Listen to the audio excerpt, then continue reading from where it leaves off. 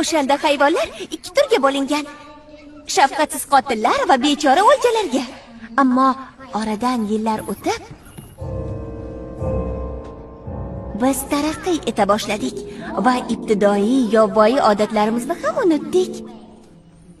Endilikda barcha jonivorlar bir-biriga do'stdir.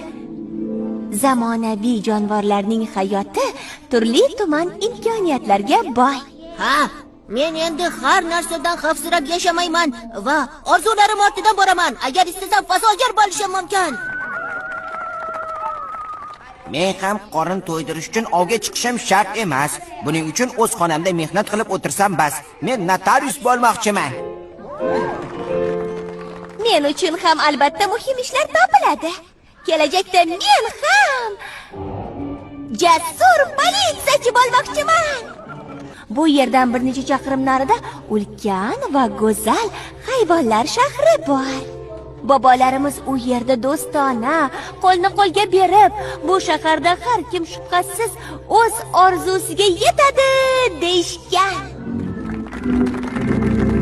E'tiboringiz uchun rahmat.